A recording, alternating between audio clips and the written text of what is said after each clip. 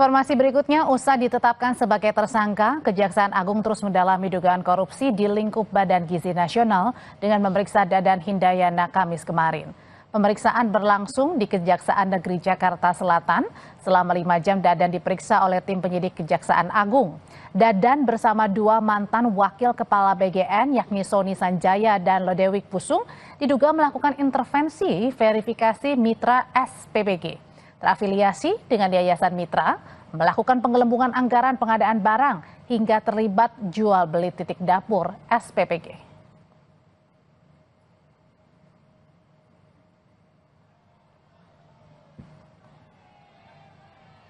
Mantan Wakil Kepala BGN Sony Sonjaya sempat memberikan pernyataan terkait dugaan korupsi di Badan Gizi Nasional yang menyeret namanya dalam praktik jual beli titik SPPG dan pengadaan barang.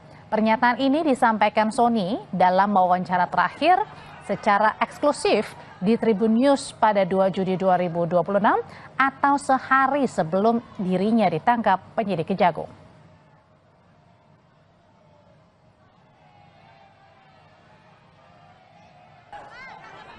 Saya tidak pernah menjual titik. Merame itu Dadan dan Sony itu biangnya korupsi di BGN gitu kan. Saya bilang, apa? Korupsi yang mana? Sepeda motor? Adukan ke KPK siapa itu pelaku-pelaku di balik sepeda motor. Nah gitu. Ada nggak? 1000%, 1000% saya nggak ada gitu kan. Masalah laptop, masalah apa? Enggak. Ya. Semua proses pengadaan di BGN itu melalui mekanisme pengadaan barang dan jasa. Dan itu dilakukan oleh PPK. Apabila terjadi penyimpangan di dalamnya, itu sudah ranah aparat penegak hukum. Kan seperti itu. Termasuk jadi BGN tidak menghalangi kemudian apakah tentang kasus laptop, kasus kos kaki, sepeda motor, dan lain-lain.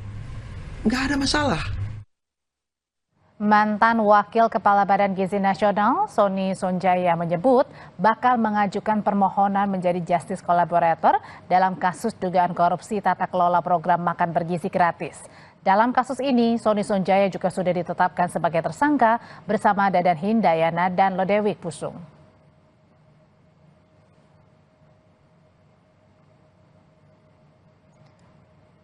Dalam pernyataan tertulis yang disampaikan Krisnamurti selaku kuasa hukum Sony Sonjaya, ia mengatakan Pak Sony menyatakan siap menjadi justice kolaborator.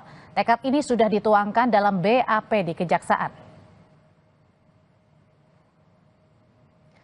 Sementara itu, Kepala Badan Gizi Nasional Nani Sdeyang akan langsung memperbaiki tata kelola MBG di bawah kepemimpinannya. Pasca kasus dugaan korupsi yang menjerat Dadan Hindayana dan 2 mantan wakil kepala BGN. Langkah pertama yaitu dengan melakukan efisiensi anggaran tanpa mengurangi kualitas dari MBG. Efisiensi anggaran. Kami concern. Hal pertama yang kami lakukan adalah untuk melakukan efisiensi anggaran sehingga meskipun sekarang sudah dipotong tinggal 268.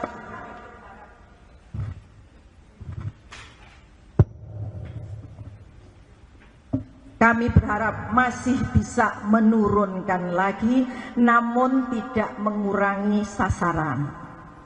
Jadi kami akan terus melakukan efisiensi anggaran di berbagai bidang.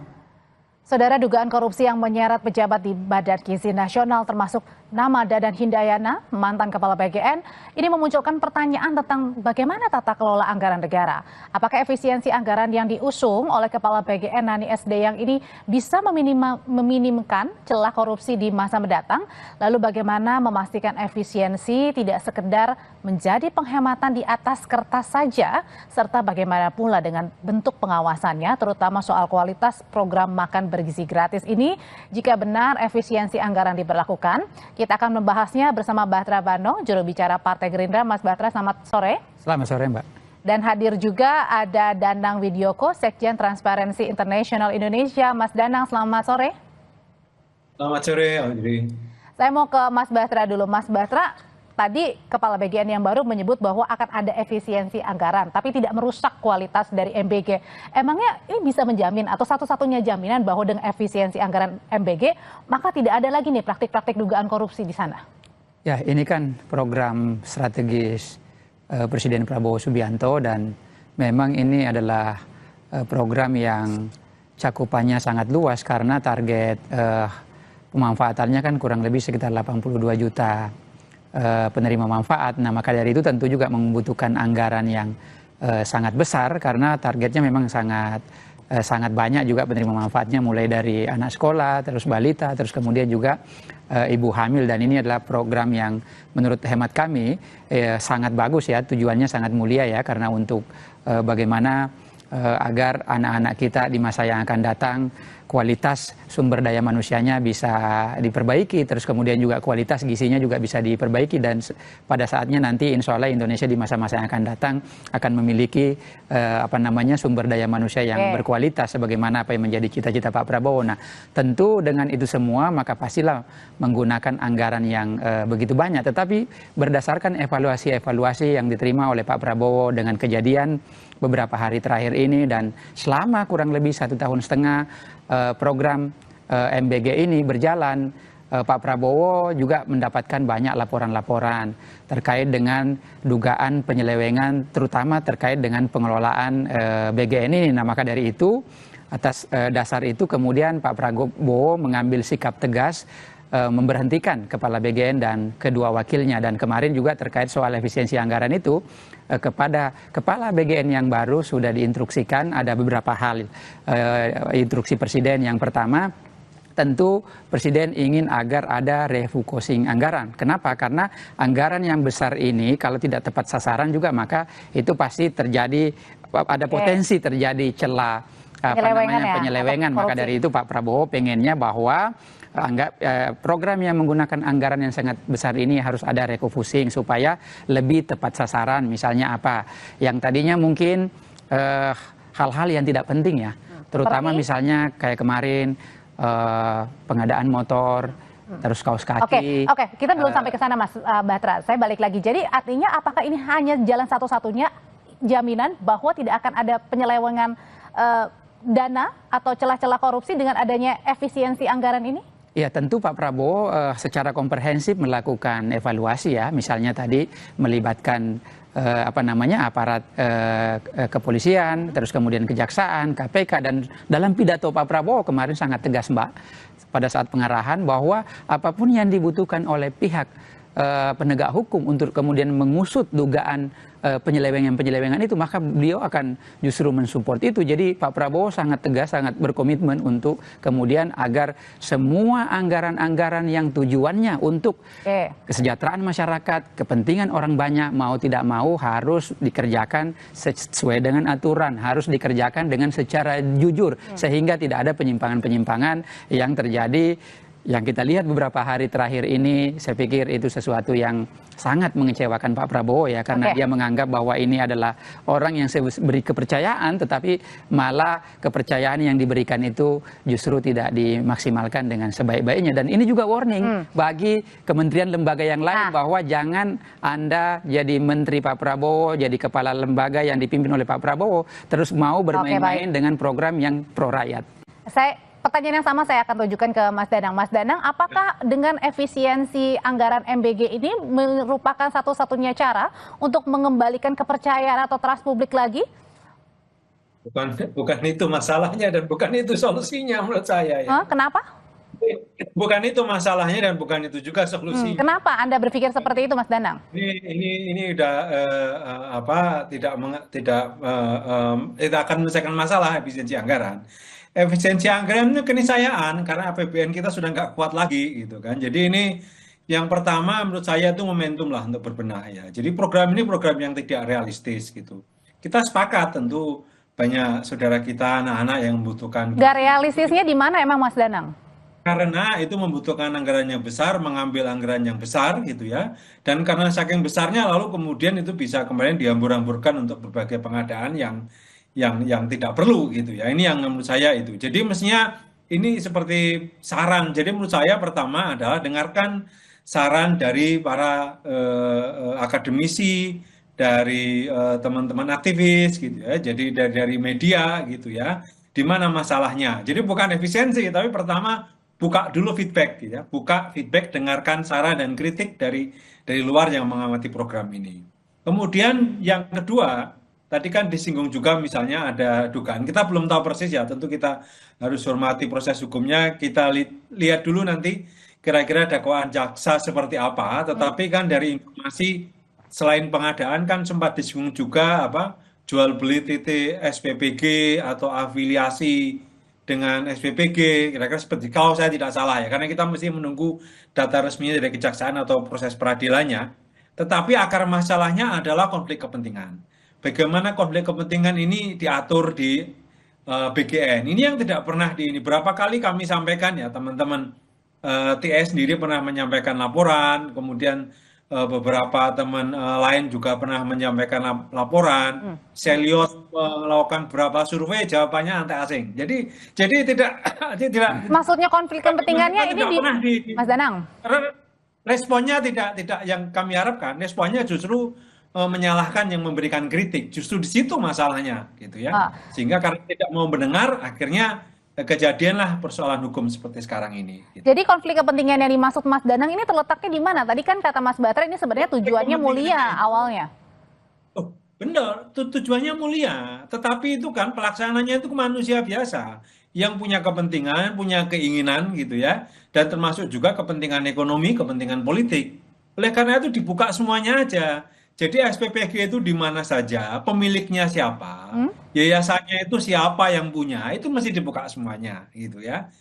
Karena saya khawatir juga ini, jangan-jangan kalau yang bermasalah lalu kemudian yayasan milik petinggi Gerindra, ini Bang Batra nanti nggak bisa apa-apa, harus diam gitu kan. Kalau kemudian yang bermasalah itu milik petinggi Polri atau TNI, saya nggak yakin juga Bang Batra sanggup berkomentar gitu kan. Oleh karena itu kemudian kita tahu nih masalahnya banyak nih. Buka saja itu informasi tentang SPPG. Yang mendapatkan kontrak SPPG ini siapa-siapa saja, yayasan apa, lokasinya di mana gitu ya. Menurut saya transparansi itu dari awal dan dari dulu selalu disampaikan, transparansi itu adalah sebetulnya kebijakan yang efektif untuk mencegah korupsi. Jadi jawabannya adalah konflik kepentingan, transparansi, bukan efisiensi. Oke, kalau Mas Danang dapat informasi, sebelum nanti saya tanya ke Mas Batra, yang Anda dapatkan informasi sebenarnya dapur-dapur SPPG ini siapa aja sih pemilik di belakangnya? Tidak banyak yang bisa diketahui, karena saya yang membaca di laporan teman-teman ICW tahun lalu itu kan ada teman-teman partai gitu ya, teman-temannya Mas Batra juga ada di situ, lalu dari Polri juga ada, cuma kita belum tahu Polri yang mana. Kan barangkali secara terbuka Pak Prabowo malah menyatakan terima kasih Polri membantu gitu, dan TNI membantu. Tapi TNI yang mana atau Polri yang mana kita juga belum tahu, badan hukumnya mana kita belum tahu juga gitu ya. Apakah ada di antara mereka yang menyebabkan keracunan misalnya, kita kan belum tahu juga. Oke. Nah, itu menurut saya ini, dan kasus yang diungkap ini. Kasus yang diungkap ini kan sebetulnya ini pendukung, jadi bukan bisnis utamanya atau program utama BGN ini. Yang terungkap ini kan seperti pengadaan motor, kaos kaki, tablet, dan perangkat IT, ini kan sebenarnya pendukung BGN-nya. Sementara program BGN-nya, saya khawatir ini justru tidak tersentuh sama sekali gitu ya. Oke. Itu menurut saya kalau penegakan hukum serius dilanjutkan, bukan cuma ini perangkat pendukungnya nih, baru berapa 4 triliun atau berapa, sementara program utamanya belum tersentuh ini. Berbicara soal tadi adanya dugaan konflik kepentingan, Mas Batra, ada yang jangan-jangan ada terafiliasi dengan partai politik, ada aparat juga yang berada di balik belakangnya. Nah, ini gimana caranya kemudian meminta transparansi, karena efisiensi ini bukan satu-satunya cara untuk memperbaiki tata kelola MBG. Justru tadi transparansi yang diminta masyarakat. Justru Pak Prabowo dengan pidato kemarin sangat tegas ya. Kalau kita berbicara soal transparansi, bahkan beliau langsung melibatkan para penegak hukum, dan kami jujur aja sebagai anggota DPR RI dari Partai Gerindra, semenjak program ini berjalan, kami selalu dipanggil sama Pak Prabowo, diingatkan untuk turun ke lapangan. Contoh kecil misalnya Ini selalu saya berulang-ulang karena saya seringkali begitu Ini berkunjung fungsi ke pengawasan. fungsi pengawasan, dan selain itu juga kami Gerindra ditugasi untuk mengawasi semua program-program MBG ini. Karena kenapa? Atas dasar laporan-laporan yang selama ini berkembang. Artinya apa? Pak Prabowo tidak menutup mata dari setiap laporan-laporan masyarakat yang disampaikan. Dan yang kedua, Pak Prabowo juga melibatkan penegak hukum. Buktinya Pak Prabowo transparan. Kalau misalnya Pak Prabowo tidak melakukan apa yang menjadi masukan-masukan baik dari DPR, baik dari publik, begitupun dengan lintas kementerian lembaga, terus kemudian beliau mengambil kesimpulan kemarin pada saatnya beliau harus memberhentikan kepala BGN itu artinya kan pemerintah punya report tersendiri juga terhadap BGN ini dan program MBG sampai ke bawah ini. Kalau beliau tidak melakukan report itu, tentu dia nggak tahu permasalahannya bahwa ada tata kelola yang tidak tepat selama ini. Nah, kalau gitu berkaitan dengan tata kelola, sebenarnya apa tata kelola yang kemudian Pak Prabowo ini menerima reportnya, dan apakah kalau misalnya ada terafiliasi dengan partai politik itu kemudian juga berani partai Anda juga menindak tegas begitu? Usai jeda ya Mas Batra dan Mas Danang, nanti usai jeda tetap bersama kami di Sapa Indonesia Malam, kami akan lanjutkan informasi untuk Anda.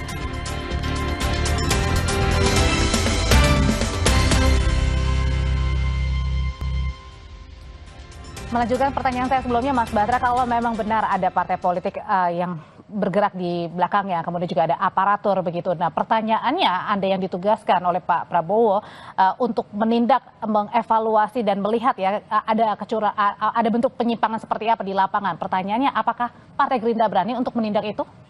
Ini kalau kita lihat ya, Pak Prabowo ini seringkali berpidato soal bagaimana penegakan hukum. Tapi sebagian pihak ragu terhadap pidato Pak Prabowo. Sering beliau dicibir, ini omon-omon. Tapi faktanya hari ini kita lihat ya, mungkin sepanjang sejarah dalam penegakan hukum, ini yang paling terbanyak dan paling tercepat. Kita saksikan misalnya Jaksa Agung menindak para pengusaha-pengusaha yang dianggap selama ini pengemplang pajak, terus kemudian under invoicing yang selama ini dianggap bahwa tidak sesuai dengan pembayaran pajaknya dengan jumlah yang mereka penghasilan mereka.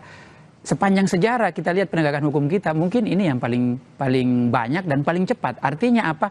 Pak Prabowo tidak hanya sekedar mengucapkan, beliau selain mengucapkan dilaksanakan juga di lapangan. Nah, terkait soal MBG ini, Mbak, ini program MBG ini program yang sangat mulia, sangat bagus.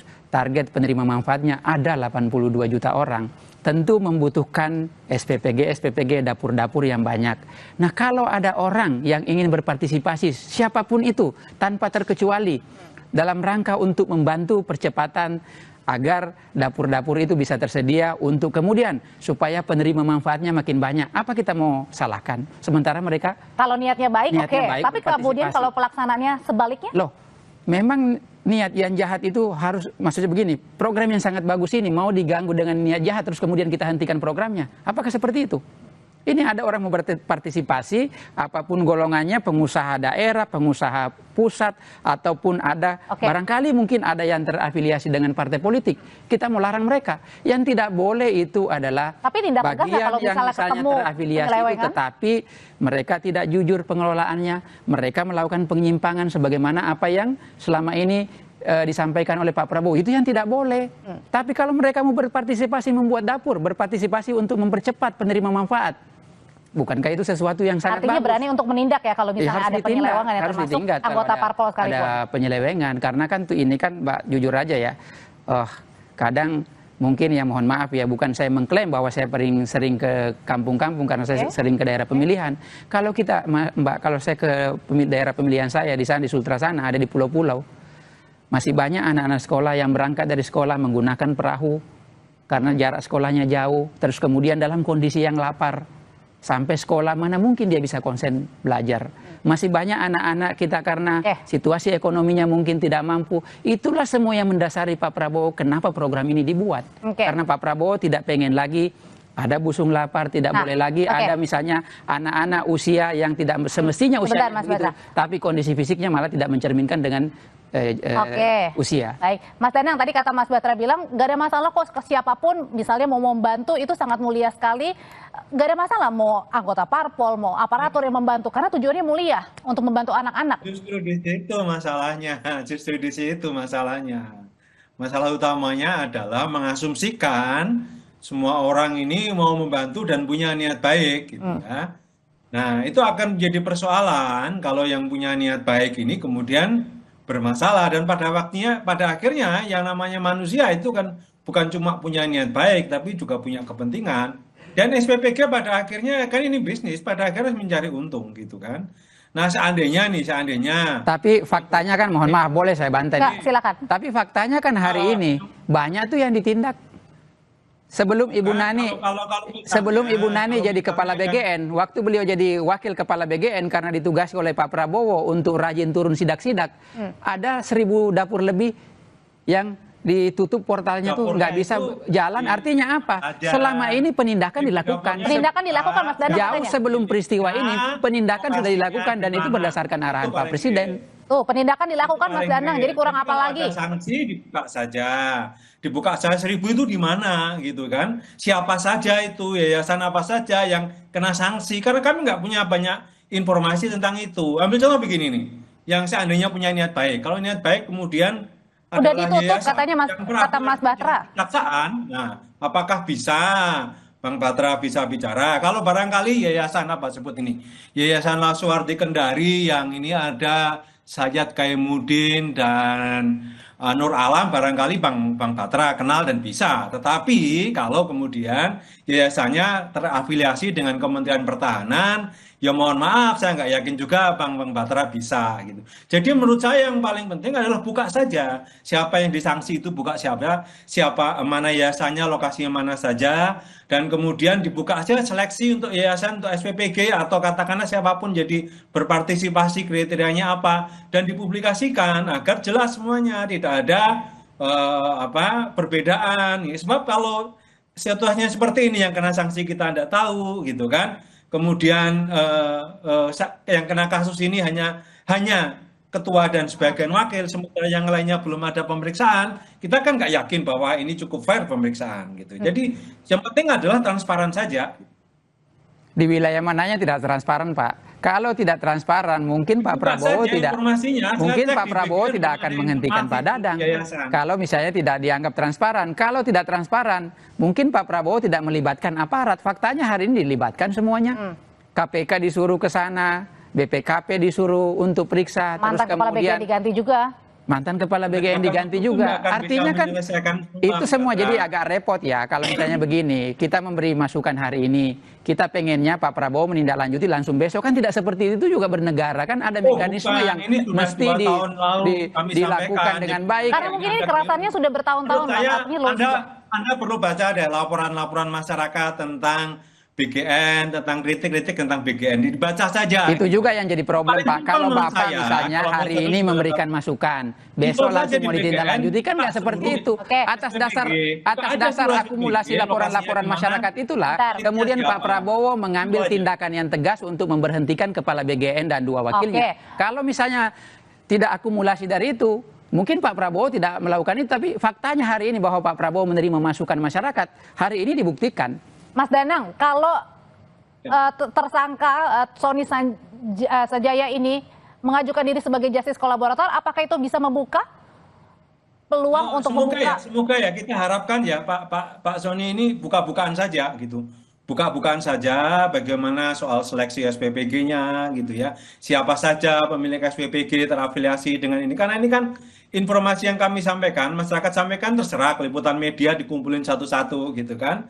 Ini yang kemudian menjadi input dari kami. Sementara informasi dari BGN itu hampir tidak ada yang bisa kami gunakan saat ini. Jadi menurut saya yang paling mungkin untuk itu ada itu, atur aja konflik kepentingannya gitu ya. Pimpinan BGN itu nggak boleh punya SPPG gitu ya. Tentara nggak boleh ngurus SPPG, makanya kami mengusulkan tentara itu nggak boleh keluar dari ini, nggak boleh masuk ke wilayah sipil, karena ini nanti akan menjadi persoalan. Sebab kalau kemudian yang jadi masalah ini jadi menurut SPPG Anda dengan tentara, TNI, ini nggak bisa lagi diadili, kan nunggu peradilan militer. Jadi inputnya dari Mas Danang adalah jangan tadi aparatur, kemudian juga orang-orang terdekat begitu ya yang penuh dengan konflik kepentingan ikut. Jangan kemudian ikut-ikut bikin SPPG, itu membuat itu konflik kepentingan. Dan ketika ada masalah susah untuk diselesaikan. Itu gimana Mas? Jangan sampai ada aparatur atau orang-orang dekat ini membuka dapur SPPG? Karena kan tujuannya juga awalnya juga pengen melibatkan masyarakat ya. Kalau kayak gini pertanyaannya masyarakatnya juga nggak kerja dong. Saya ingin menegaskan ya bahwa karena penerima manfaatnya banyak, tentu harus dilibatkan banyak partisipasi. Yang tidak boleh itu kan kalau pengelolaannya tidak jujur, melanggar aturan, terus kemudian ada penyimpangan di sana. Selama itu bisa dijamin, dan Pak Prabowo sangat tegas, begitu ada pelanggaran pasti beliau tindak. Jadi kalau kita berbicara soal transparansi, sekarang apa sih yang nggak transparan, Mbak? Hari ini dengan kondisi media sosial yang sangat cepat sekali ya, sampai di pelosok Papua pun kejadiannya hari ini kan, kita nggak bisa setiap orang sekarang bisa melaporkan dan setiap hari, setiap saat. Jadi sesuatu yang menurut saya tidak ada boleh lagi ditutup-tutupi dan itu terbuka secara umum hari ini kita saksikan gitu. Jadi kalau berkaca dari kasusnya mantan kepala BGN ini yang memperoleh 1 miliar satu hari ini kan berarti artinya fantastis sekali. Ya kita lihat ya bahwa sekarang kan tidak ada yang bisa ditutup-tutupi. Itu kalau kita menganggap seumpama misalnya ditutupi artinya kan itu nggak ketahuan. Pak Prabowo kan. Tapi kan siapa-siapanya juga harus dibuka, Mas. Ya kalau soal itu kita serahkan ke penegak hukum lah. Tentu penegak hukum yang yang paham ke wilayah sana ya. Karena sekarang kan sudah berjalan juga. Kita serahkan sepenuhnya dan Pak Prabowo sudah menginstruksikan kepada penegak hukum untuk menindak semua yang dianggap melakukan penyimpangan-penyimpangan. Jadi artinya adalah MBG masih lanjut terus dengan adanya salah satunya dilakukan efisiensi anggaran ya. Iya, masa program yang begitu baik ini, begitu mulia ini terhenti hanya karena oknum segelintir, 1-2 orang atau beberapa orang, terus kemudian harus menghentikan program yang sangat bagus itu. Kan kita tidak fair juga gitu. Menganggap seolah-olah ini tidak ada gunanya nih program MBG ini. Menganggap bahwa ini adalah program pemborosan anggaran, itu tidak begitu juga modelnya. Karena jujur aja Mbak ya, program MBG ini tentu tidak hanya sekedar memberi makan. Tapi kalau Bapak turun ke bawah ya, bayangkan ya, para petani kita, para nelayan kita ikannya bisa laku, para peternak kita telurnya bisa laku, para petani misalnya sayuran-sayurannya, bahan bakunya, buah-buahannya, semuanya diambil dari bawah, terus kemudian apakah itu tidak menghidupkan UMKM? Dalam situasi kondisi global yang tidak menentu ini Mbak, baik geoekonomi dan geopolitik kita yang situasinya unpredictable ini, itu semua bisa menopang Indonesia. Kalau berjalan dengan baik, UMKM itu bisa tumbuh subur, itu bisa menyelamatkan Indonesia dalam kondisi ketidakpastian ini. Oke, singkat aja kalau gitu, MBG jalan terus, tapi salah satunya tadi efisiensi yang akan dievaluasi. Ya mestinya ini ya, saran saya pertama sih Bang Batra baca dulu laporan Celios ya, baca dulu laporan ICW supaya bisa efektif melakukan pengawasan. Yang kedua nih saya lihat aja nih di BGN ini cuma disebutkan misalnya nomor 1 Jawa Tengah, di Kebumen lalu SPPG Kebumen Buayan Tengah. Siapa pemiliknya, siapa pengelolanya, nggak ada informasi sama sekali.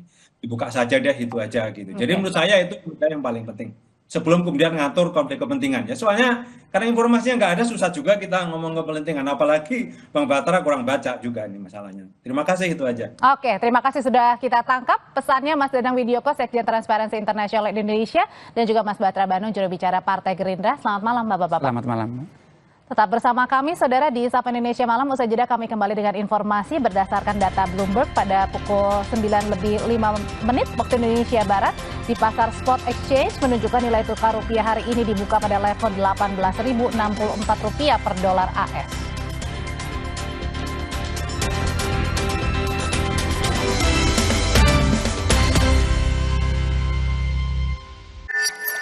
Aku Viva begitu murni, jernih dari luar, sejuk dari dalam. Karena lahir dari sumber yang terjaga, disempurnakan oleh 7 tahap nanopurifikasi, memilih mineral baik, dan menjaga kemurnian di tiap teguknya. Sejuk banget. Murninya berasa. Inilah air untuk sejukkan hidup sepenuhnya. Aku Viva, murni dan pasti sejuknya dari Wings Food.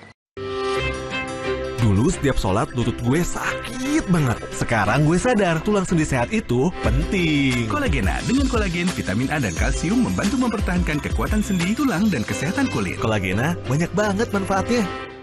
Kita anak Energen. Sukses dimulai dari Sarapan bergizi lengkap. Energen, sarapan bergizi lengkap pilihan Alo Dokter. Ayo minum Energen. Kita anak Energen. Kalau misalnya yang biasa aja, kayak gini nih. Tapi kalau yang spesial, mie sedap kari kental spesial. Resep baru. Wah, makin kental, rasanya makin spesial. Full of flavor. Cobain deh resep baru mie sedap kari kental spesial dari Wings Food. Ini cerita aku bareng Isoplas. Selalu gerak dengan cepat. Tanpa sadar, banyak aktivitas bikin aku kehilangan ion. Berkeringat, jadi dehidrasi. Untung ada Isoplas dengan 7 ion. Ionnya lebih cepat diserap, tubuh langsung terhidrasi. Fokus cepat balik, aku bisa cepat beraktivitas lagi. Keep on moving with Isoplas. Hidrasi cepat, jaga performa. Dari Wings Food. Kenapa gigi harus kuat, Pak? Gigi kuat itu penting. Pakai Ciptaden Maxi 12 Plus dengan 3 keunggulan. Aktif fluoride, enamelok, dan antibakteria. Gigi 12 kali lebih kuat, mulut sehat. Ting, ting. Ciptaden Maxi 12 Plus. Gigi kuat, gigi Ciptaden. Panas gerah. Refresh mood kamu dengan segelas mood booster dari Choco Drink. Coklat biasanya bikin mood asik. Refreshing banget. Choco Drink, lo wajib coba. Choco Drink, segelas mood boostermu. Dari Wings Food. Kopi hits nomor 1, ya Top Coffee Gula Aren. Gak cuma pomo-pomoan. Kopi, susu, gula aren, nge-blend. Make it so legit. Aromanya aja nikmat, kopinya nendang. Gula arennya legit, perfectly blended. Ini Top Coffee Gula Aren. Legitnya gokil. Bikin kreasi kopi lo never fail. I told you so. Top Coffee Gula Aren. Kopi hits Nomor 1, favorit semua. Dari Wings Food. Situasi genting harus ekstra cepat. Aduh, sakit kepala. Bodrek, coba redakan sakit kepala, gak pakai lama. Sakit kepala berat, nyeri. Andalanku Bodrek Extra. Bodrek dengan Smart Formula.